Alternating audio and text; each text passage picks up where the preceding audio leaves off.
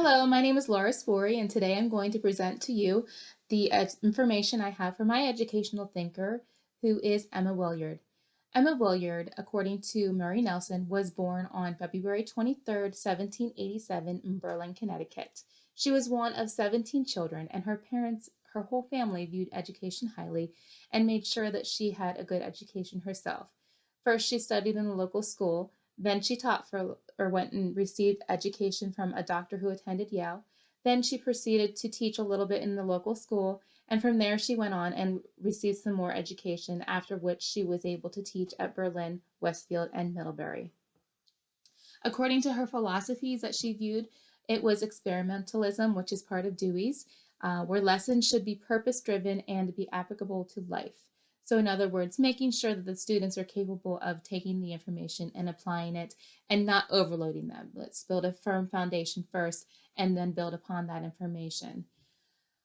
She didn't focus on memorization. Instead, she wanted the information to be presented spatially and visually so that the memory would save that image and it would be easy to recall later on. However, critics would view it as more of a rote learning. That is according to Susan Schluter. She reported that critics criticized her for this thinking. Then in 1821, Emma Willard, was able to do what she wanted to do, and that was to open up the first female seminary. According to Murray Nelson, she was able to do this and was offered money from the state of New York after she presented her case for wanting to open a female seminary, which included 4 different areas. Some of them, just to name a few, were the fact that the living conditions of the female students in the facilities that they were currently using at the locations that they did have were not up to par, and they didn't have access to other techniques and facilities such as the library, like the male seminaries did have. So Emma went and opened up her first seminary in Troy. And it was in Troy, New York, because other areas would not provide her with the funding. But Troy said, "We'll raise our taxes. Here's the money for you. Open up your seminary." Willard was always looking to enhance herself and her knowledge of how things operate and run. And she made it a point that when she was in France and Great Britain to go and to visit local seminaries and churches, and she would document the information. She penned the information in notes and sent home to family, friends, and pupils.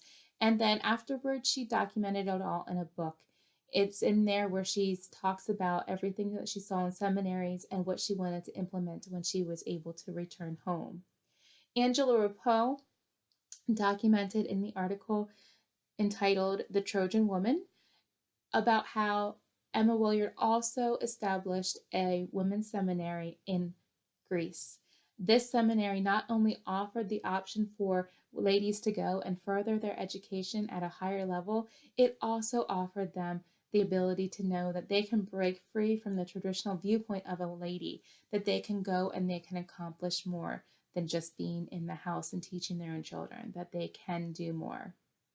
Susan Schluter also documented that Willard authored one of the most widely published textbooks of the United States history. She was very involved in presenting history and kind of changed how history was taught with her textbooks. Then she also documented how she created the first historical atlas of the United States. So this atlas, this map, it was just one of the many maps that Emma was able to create. She was very involved in map making and was just there and started from ground zero, from how the states had changed from the time that it was just the American Indians here to the time that Europe had come over and joined us. So she documented all that, and we have it today for her. Emma was a very strong woman leader who made sure that ladies have what they need educationally, and she took a stand and went forward and made changes in the way that education is today so that ladies have more of an option, and also provided us with those history books and maps. So I hope you learned a little bit more about Emma and that you enjoyed my presentation. Thank you for your time.